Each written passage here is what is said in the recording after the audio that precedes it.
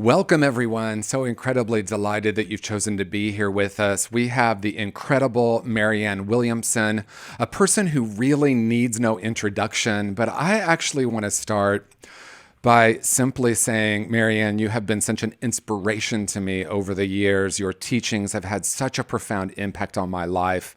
And what I appreciate about you right now is you're bringing consciousness and spirituality into the world in a very, very profound way. So welcome to the show. Oh, thank you. Thank you so much for having me. Absolutely delighted. So, our title today, our conversation today is A New Path Forward.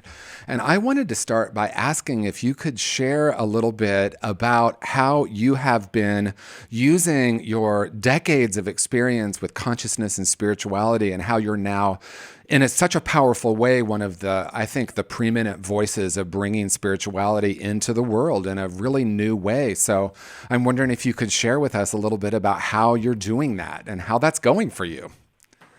Well, to me, all that spirituality means is the path of the heart. Yeah. And there's nothing new to that at all. And there's nothing new to it in terms of most people's everyday life experience. I think the vast majority of people in this country and in the world try to live lives that are guided by love, however we understand that concept. I think people try to be ethical. They try to be honest. They try to be honorable in their own way and live by a set of morals. I think the vast majority of people do try to live decent lives. So I don't have anything to say about that. That I believe is that new. I talk about things that are ancient and universal spiritual principles. What I do believe is an urgently needed conversation, and that I have been holding within the larger culture, is that those same principles of ethics and honor and compassion and honesty need to guide our collective experiences as well. And our collective experience is called politics. It's not enough that I try to be good or that you try to be good. At a certain point, public policy has to be good. It's not enough that you or I wouldn't neglect a hungry child. Public policy has to not neglect a hungry child. It's not enough that you or I would try to be good to the earth, to the environment. Public policy has to be good to the earth, to the environment. It's not enough that you or I would have tried to protect ourselves from the ravages of this coronavirus. It's that public policy was such that we were not collectively protected. And this goes on and on economic issues, social issues, political issues, that the zeitgeist of this moment is the realization that I don't care what the public issue is, it will get to your private door, and that we must apply the same psychological and emotional and spiritual and moral principles to the larger conversation about the culture that we already do, I think, in our lives, most of us individually. Well, I love that. And thank you for that, because what I hear you saying is that that's innate within each of us, right? We all want to come from a place of love and we all want to connect. So then I think the natural question, and what a lot of people have been asking me, is what you already spoke to, which is, okay, so we know how to do that, many of us in our individual lives.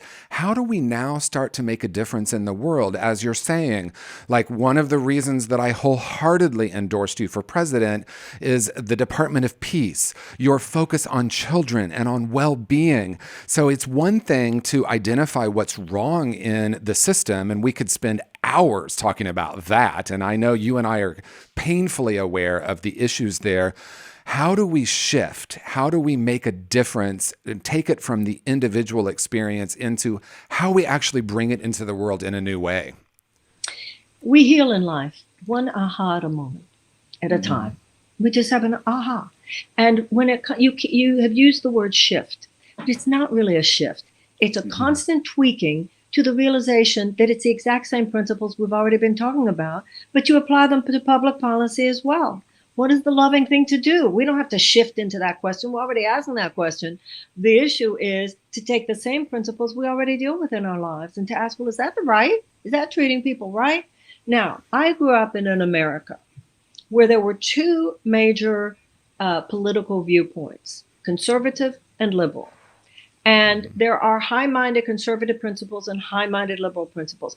They were both built on a foundation of concern for people But the difference was in people saying how is the best way to serve. Right. And Eisenhower said that the American mind at its best is both liberal and conservative.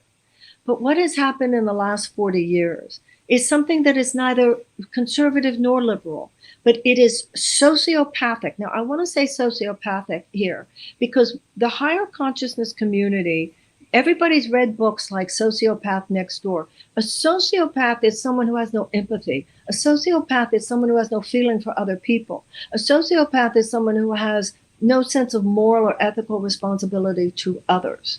And, the conversation in our culture for quite a while now has been sociopaths are everywhere.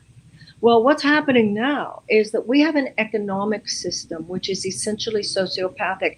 It's like a head that is disconnected from the heart.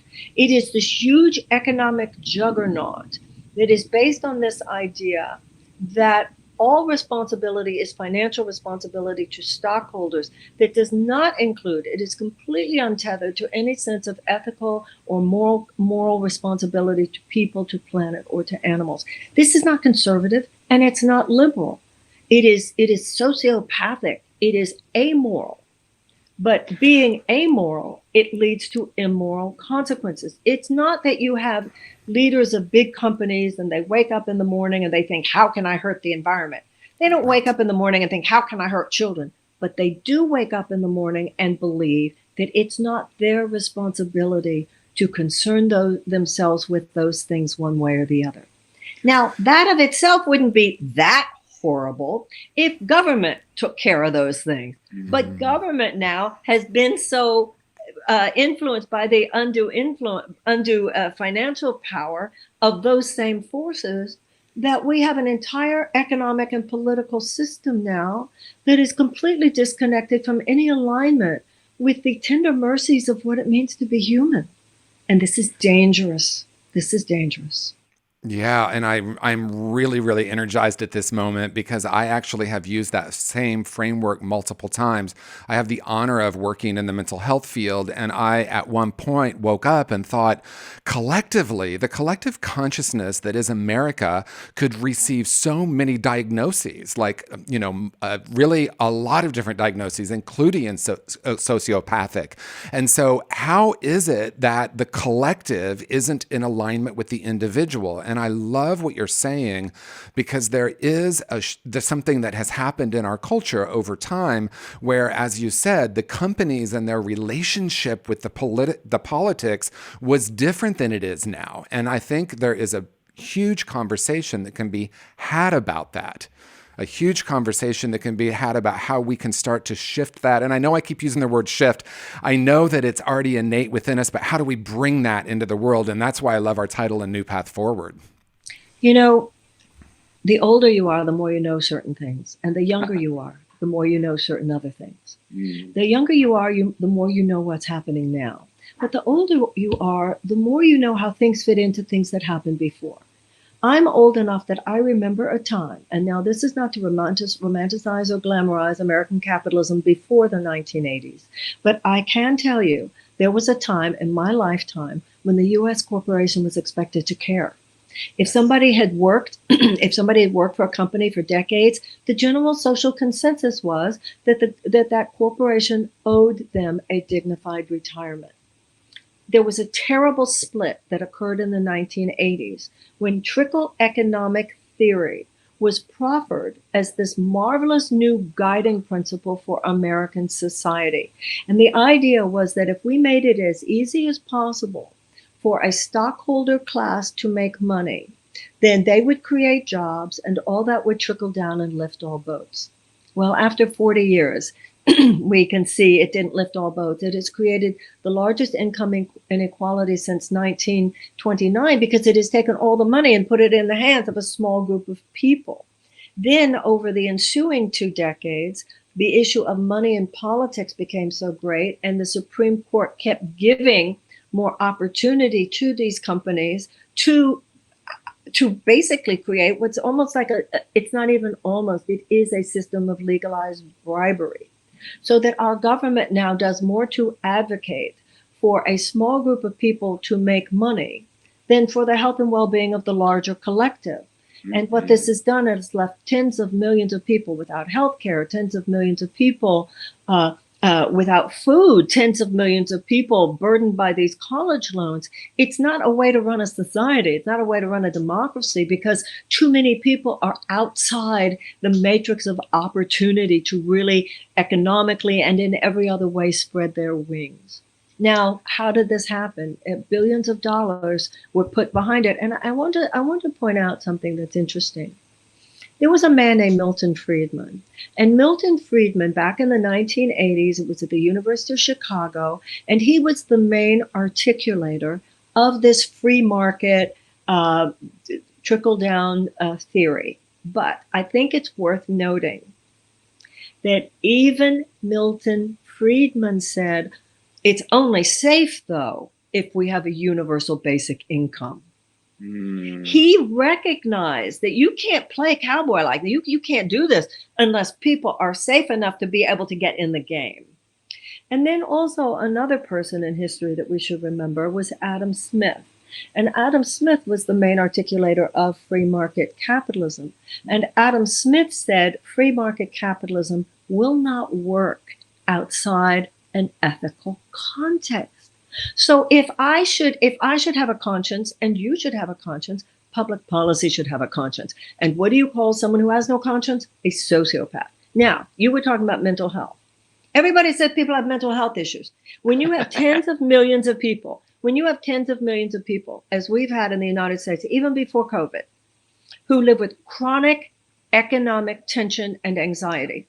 Chronically, daily, they do not know what would happen if they got sick. They do not know what would happen if their children got sick. They don't know how they're going to send their kids to college. They don't know how they're going to get out from under these college loans. They live with this chronic tension and anxiety, and it's showing up in all kinds of addictive behavior, and it's showing up in all kinds of depression, and it's showing up in all kinds of drug use, etc. And then we say they have a mental health issue. No. They are living within a system that is so redolent with despair factors. So then we just put it on them. And interestingly enough, one of the same industries that's part of that matrix of socioeconomic sociopathology, namely big pharmaceutical companies, health insurance companies, gun manufacturers, food companies, agribusiness, defense contractors get to say, well, you have this mental health issue and perhaps we could help you. No, you could help us by getting out of the way so that people have a chance to thrive. And then it's amazing how much less mental health issue we would have when people are not living in such chronic despair. Yes, and one of the things why I am feeling so aligned with you, Marianne, at this time, really always, but especially at this time, is in my work, I address the exact same issues, that we're looking only at the symptoms rather than getting down at the root causes. And then we're treating the symptoms, and we're treating what we call a mental health issue with pharmaceuticals, which is only numbing out the symptom. It's not getting down to the root causes. And we're not speaking against them. I want to be careful here, because I know how that can work. This is not to say that there's never a legitimate use for psychotherapeutic drugs at all. There are such things as schizophrenia. There are such things as bipolar, etc. However, I think what you and I are arguing is that there is also a purview of normal human despair that is not a mental illness, and that normal human despair needs to be addressed. It's a spiritual issue. It used to be called the dark night of the soul. Absolutely. And I love that, because yes, to be clear, we're not against that. What we're saying is that in addition to looking at the symptoms, we also want to get down to the deeper root causes. And when I heard you interviewed some time back, you were talking about the political system that most politicians, including everyone that was on that stage with you, quite frankly, was talking about the issues and the symptoms in our country, and you were bringing a different conversation. What's at the heart of this? What's at the soul of this? How do we start to heal this? So as you said, the symptoms then don't show up in the same way they are now. It's allopathic medicine. It's just trying to suppress or eradicate the symptom rather than dealing with the cause. But let's talk about why the political system doesn't deal with the cause. So one major political party has been completely bought, hook, line, and sinker. It's not what it was when I was growing up, and it's whatever this matrix of multinational corporate power wants, right, to increase its own short-term profits. The other major political party does show more desire to treat the symptom. It does show more. And by the way, the first party that I mentioned, they don't even care about the symptom at this point. Right. The other one wants to treat the symptom and ameliorate the effects.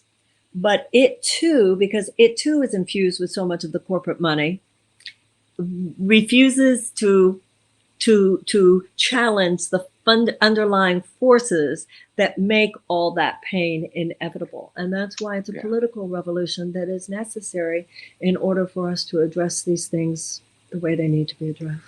And that is a perfect segue into what I want to talk about next, because those of us who are in spiritual circles, and I'm going to really, this is an invitation to everyone that's watching this, whether you're watching live or as we re-show this. I have seen people in the spiritual world kind of turning away from politics. And I think that has been something that has been deeply ingrained in our spiritual communities now for decades. I've been in New Thought for 30 years, and there's been this tendency to work only in consciousness. And obviously that is important, but how do we as spiritual people invite each other to engage in this so that we can bring this revolution, this spiritual revolution into the conversation of politics? By recognizing what bullshit it is. There is no religious or spiritual tradition anywhere that gives anyone a pass on addressing the suffering of other sentient beings. When you're having a conversation that you call spiritual and you are conveniently leaving out the conversation about the suffering of other sentient beings, use whatever word you want, but let's not call it spiritual. Yeah. Because spiritual is about loving each other. And if a starving man is standing in front of me and I say, I love you, but I don't give him a piece of bread, that's called hypocrisy and all the stuff in the Bible when God says, I never knew you. It's very convenient for people who want to sell things. It's very convenient for churches who are concerned that if they say anything slightly controversial, that somebody won't put money in the collection plate. Yeah. I'm a Jewish person, and the Jews, like African Americans, you know, when there's enough persecution in somebody's past, the idea that politics doesn't matter makes no sense whatsoever. Absolutely. So Jews don't fall for that. Black people don't fall for that. Yeah. It's an unfortunate, you know, when I started my career, and at that time it was Deepak Chopra, James Redfield, Neil Donald Walsh came around soon, Gary Zukav. When my career first started, the AIDS crisis burst onto the scene. And so for me, as a Course in Miracles speaker and writer, it was never separated from addressing the suffering of this profound, this population in such crisis. And then I went off to Michigan for a while, and I came back, and it had become this white bread, manicured, neo-capitalist, we can all make money doing this too. And it's not good. And I think a lot of people are awakening from it. Absolutely. And one of the things I also wanted to speak to is that I think that there has been such a strong focus on being against, right? And so, for example, we often hear people say half of America supported our president, but only 26% of voters voted for our president. So rather than being against him and against those policies, what can we stand for? And I'm really curious, Marianne, where you stand with that. And first of all, thank you. Thank you for your work in the 80s and the early 90s with people suffering from AIDS, because you were a profound spokesperson for love in the midst of that, and acceptance and openness. And as a gay man, I just want to say thank you, thank you, thank you. So how do we do that now? How do we stand for love? How do we really, because I see even the people that are calling themselves light workers posting what they're against instead of, yes, we acknowledge that, but then how do we pivot into making a difference and engaging people and really lighting a fire, igniting this passion that I know lives within each of us to actually make a difference in our country and in the world? Jesus did kick over the table of the money changers. So we don't have to be so precious about all that. There is a crucifixion that precedes the resurrection. There was the slavery in Egypt. Pharaoh enslaved the Israelites before they took their journey to the Promised Land. In A Course in Miracles, it says, look at the crucifixion, but do not dwell on it. So some of this, we don't want to be against anything, is kind of immature at a certain point, because there's a difference between transcendence and denial. If you, God forbid, your child is diagnosed with a terrible illness, and the doctor tells you it's leukemia or it's cancer, you don't say, oh, I don't want to talk about it because it's negative. All this, well, if we look at it, it expands. Some things expand because you don't look at them. And there's nothing negative about yelling fire if, in fact, the house is burning down. So I think we all need to be a lot more mature about this. If someone that you love gets ill, you don't say, oh, I can't talk about it because it's negative. This is just this immature developmental level that people got stuck at in an interesting way, because it's a community that is actually very sophisticated, more sophisticated than most, about interpersonal darknesses. Right. So I don't get where when it comes to the world, we get all squiggly when we're not that way when it comes to the games that people play on a personal level. That's why I think that people in a higher consciousness community are the last people who should be standing on the sidelines. We should be in there. We should be the biggest grown-ups in the room. And what happened, I like you were pointing out so correctly, we now have a government that is run by a minority consciousness. It not only the minority in the larger sense that voted for this man, but it's not the consciousness of the American people. If you look at issue after issue, the American people are a little bit left of center. Yes. We're a little bit left of center. It's central, but it's a little leftist, actually. Yeah. Vast majority of people want universal health care. Vast majority of people want us to take care of the environment. Vast majority of people want us to educate our children. We're decent people. But what happened is people who are run by fear and greed and even hatred have become very politicized and very convicted. And, in the Course in Miracles, it says conviction is a force multiplier. Too many people who love when it's convenient. And too many people who love from a so-called spiritual perspective had done this, look, I'm not into politics thing. They used to say when I was growing up, if you're not part of the solution, you're part of the problem. So it's not like the numbers are with the loving, not with the hating. But exactly. Those of us who love have to love with as much conviction as is displayed by those of us who hate. And if you won't apply it in politics, then you're saying, I'm willing to love in my own personal life, but I'm not going to worry about the love on the other side of town. I'll worry about my child, but I won't worry about the mothers and their children on the other side of town or the other side of the world. I'll worry about my home, but I won't worry about our collective home, which is the earth itself. And that's not the love that will save the world. So is everyone hearing that? I want everyone to pause for a moment and really listen to what Marianne just said. If we can love with the same energy that there are people now in the world that are focusing on hate and division, can we shift into being the conduit for love on this planet? Now, Marianne had some pushback talking about love in politics, but that's actually the only way anything ever changes. Can we energize that? Can we bring that into our daily life? And as Marianne said, not just mine personally, because I agree completely. Many of us have gone to workshop after workshop to do our shadow work. It is now time for us to do shadow work in America. All that means is we need to acknowledge what's happening. We need to stop doing the spiritual bypass. We need to look at it, but not live there. Marianne, our common friend Michael Beckwith spoke about it the last time we were on a call so powerfully. You have to acknowledge it, and then you have to know how to work with it. too long, we've been pretending like it's not happening, and that has not gotten us anywhere. And it's so interesting too, because like you said, that same community does the shadow work in terms of personal relationships. We're the community that says don't do a spiritual bypass. Well, why should America be doing a spiritual bypass? America has shadows that it has to look at. What do you call racism? What do you call bigotry? What do you call homophobia? What do you call anti-Semitism? These are America's shadows, and they need to be looked at. All that a nation is a group of people.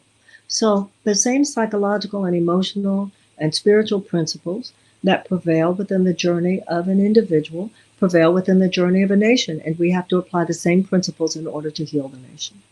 That's right. And in my own shadow work, it was painful for a while, right? It wasn't all just love and light. It was like, I need to really look at what's trapped in my unconscious. I need to bring that up to conscious awareness for healing. I was doubled over in the fetal position crying, and we need to do that as a country, not because, as Marianne said, talking about this isn't negative, but how we're talking about it and how we start to pivot into what we do with it, but we can't ignore the problem. I want to talk with you about something that I don't hear you talking about a lot, but it's something that honestly, it brings tears to my eyes because you're one of the first people talking about it. And that is the Department of Peace. Because what I think one of the shadows is the billions and billions and billions of dollars that we spend on defending the wall. But you're talking about a Department of Peace. And I wonder if you could share with our viewers a little bit more about that. General Dwight Eisenhower was the head of all Allied forces during World War II. And then at the end of the war, in 1952, he became president of the United States. He was a Republican president from 1952 to 1960. And then, of course, he was followed by John F. Kennedy. In General Eisenhower's farewell address, now follow me here. At the beginning of World War II, we did not have a standing army, and we had to get one together quick. At the end of World War II, no one would argue we didn't need a standing army.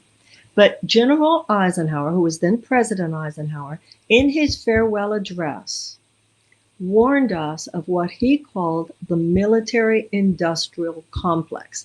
And he, who the last person was naive about the military needs of the United States, but he said, when there's this much money to be made off weapons of war, the American people are going to have to remain vigilant and watch what's going on here. Yeah. And he was absolutely right. So you can look at the military as allopathic medicine, okay? And you need it. You absolutely need it.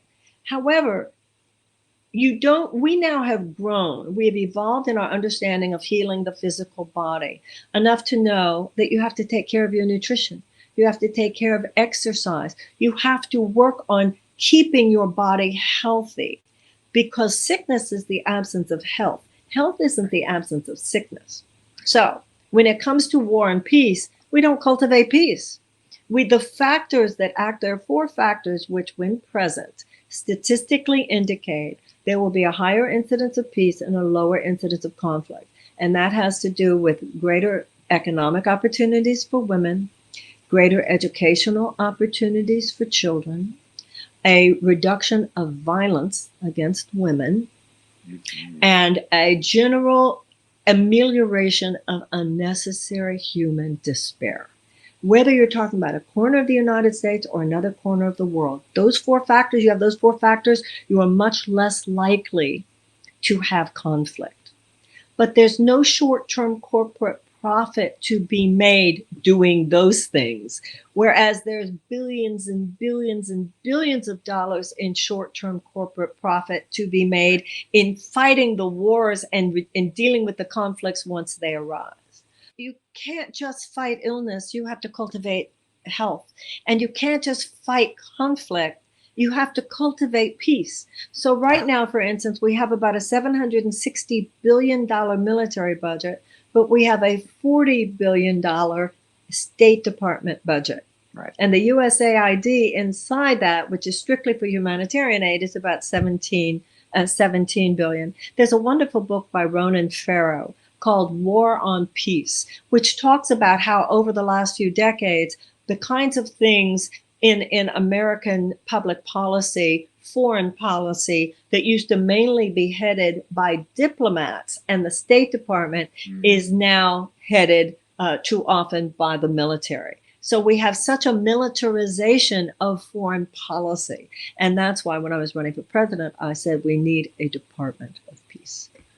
Amen. Now, you are a person that has talked about healing the soul of America. And one of the ways that I know you talk about healing the soul of America is focusing on our children. Because we know, of course, that they are the present of America, but also the future of America and the future of our world. How do we cultivate compassion and love and education and allowing our children to thrive so that the next generation, because I love the next generation, they are impassioned about the economy. They're impassioned about the environment, and they want to make a difference. You know, the younger generation really wants to do something in the world. So how do we care for our children, and how is that part of healing the soul of America? Well, of course, every generation loves its children. That's not the problem. The problem is not that the average American doesn't love their children. The problem is that our public policy does not display compassion for America's children. And in a way, by the way, that I don't think most people even realize. We have, in the richest country in the world, we have 13 million children. And this was all even before COVID. 13 million children were going to school hungry in the United States. Plus, we have millions of American children going to school in classrooms, that I think we mentioned this before, who don't even have the adequate school supplies with which to teach a child to read. And if a child cannot learn to read by the age of 8, the chances of high school graduation is drastically decreased, and the chances of incarceration are drastically increased. We have so many millions of chronically traumatized children in the United States that we actually have a very common thing in American public schools, which is called trauma rooms. Yeah. Now, we have elementary school children in the United States in public schools on suicide watch. Now, this is where the corruption of our politics comes in. Children are not old enough to vote, so they're no constituency. Children are not old enough to work, so they don't have any financial leverage. So the political establishment totally gets away with just giving them lip service, how much they love the children. You know what, they love the children, and they kiss babies on their tours, etc. But they are not a serious political influence in Washington because there's no short-term corporate profit that they represent or leverage, economic leverage. So what I wanted was a United States Department of Children and Youth. I wanted to bring together the early childhood experts, the neuroscientists. We know things about the brain of a child under the age of 10 now that are amazing in terms of neuroplasticity, et cetera. When we don't help these children by the age of 8, we lose them. And where do you think these kids are going to be in 20 years?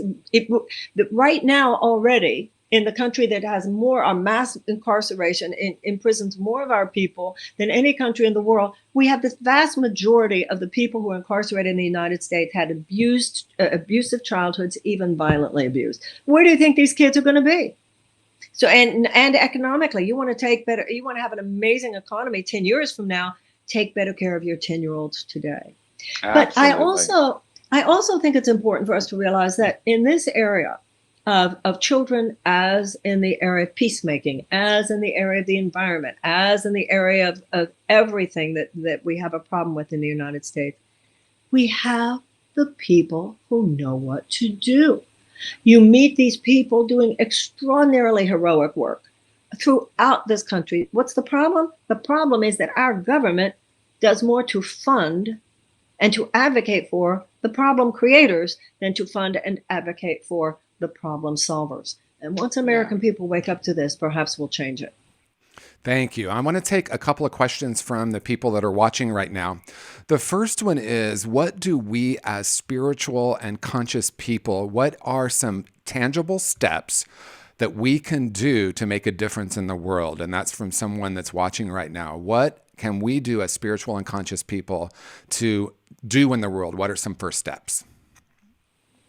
Support progressive candidates who are running throughout this country in down ballot races and also federal level, state level, and local level. We're going to have elections in November, and we need a huge fundamental pattern disruption.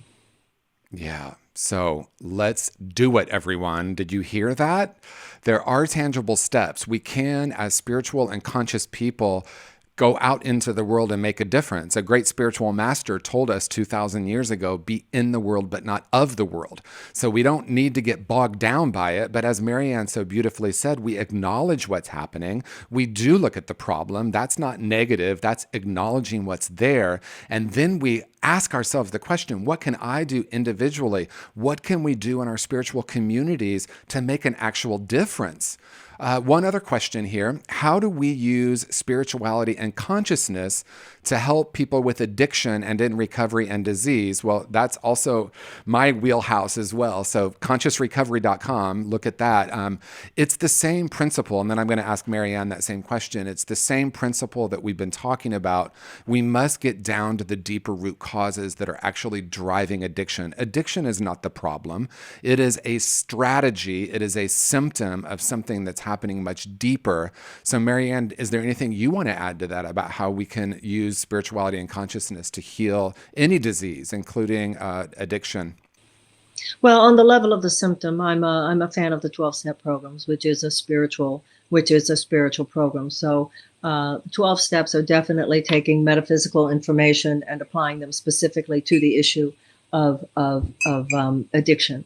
But I think in terms of where all the addiction comes from, we need to recognize that we have a crisis of meaning in our society. And we have a crisis of meaning in our society because we concentrate so obsessively, and our economic system demands this, that we concentrate so much on material things at the expense of the internal life, that it's very, very difficult to find meaning there, because that's not where meaning lies.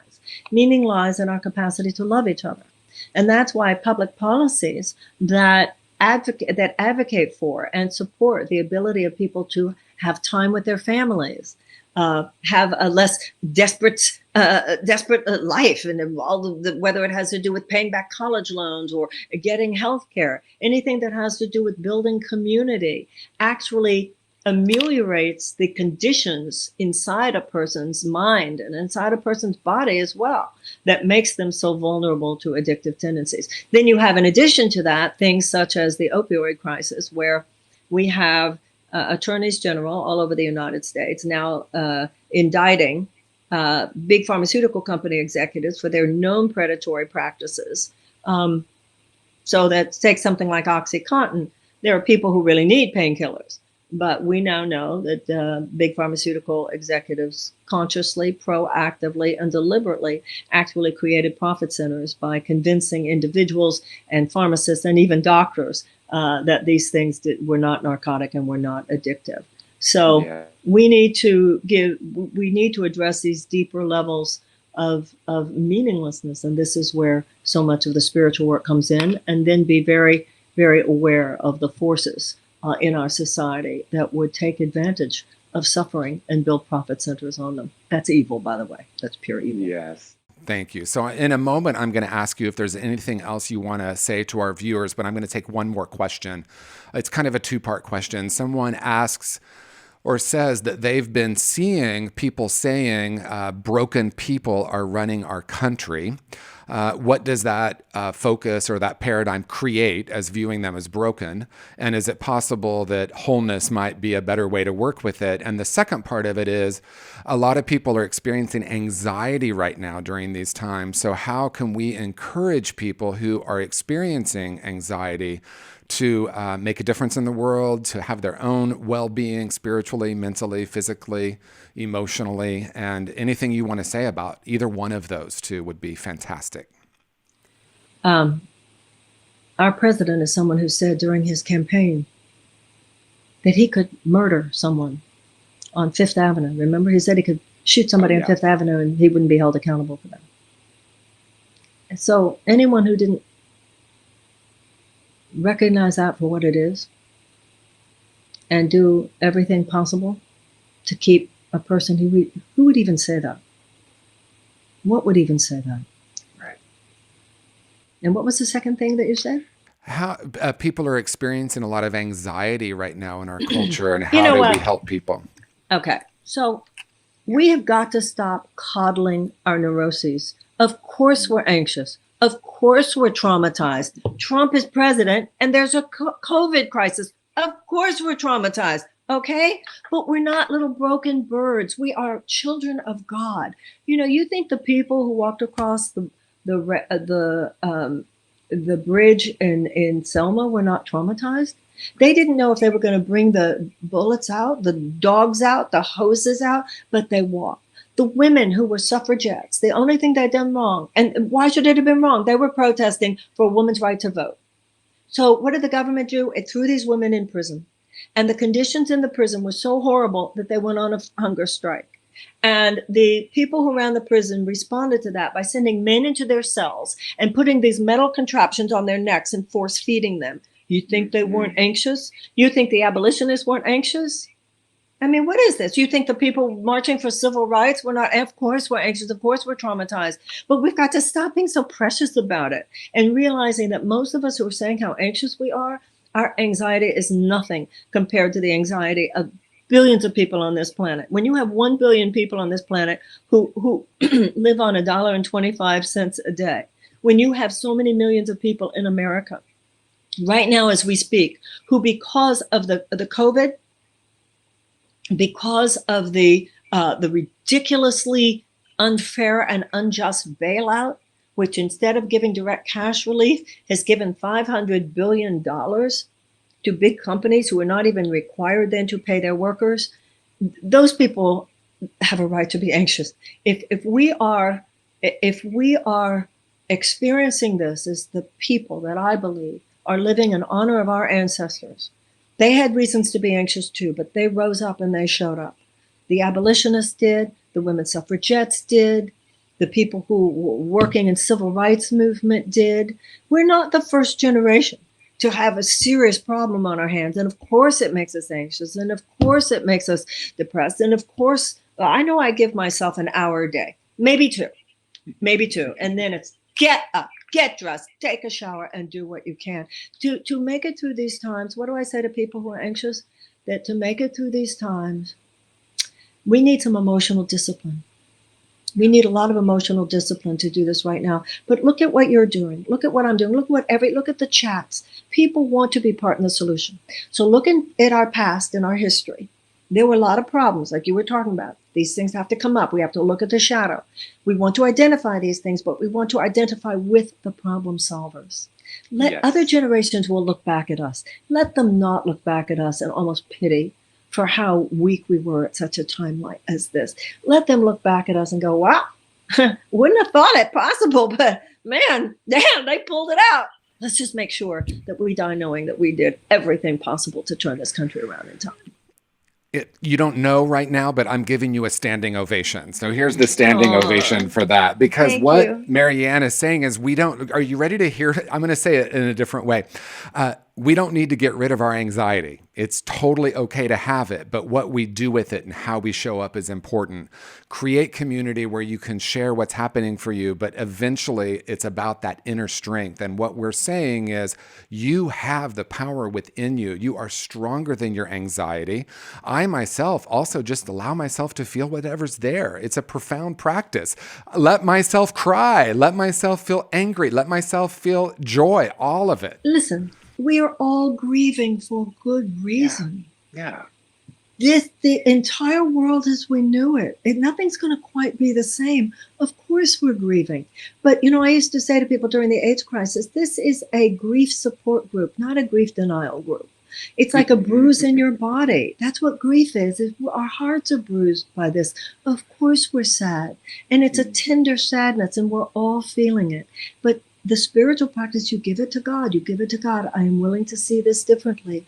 I am willing to see this differently. Dear God, help me be part of the solution. And also, we need to be honest with ourselves. This is rocking us to our core, but in a way that we needed to be rocked to our core. Yes. Americans are having our eyes opened about a lot of things.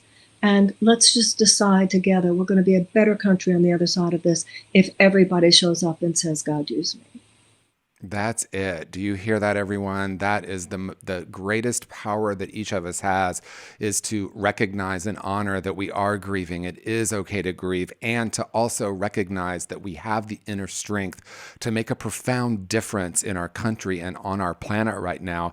We are not powerless. We are powerful. We have that source energy within us to actually make a difference. So let's do that.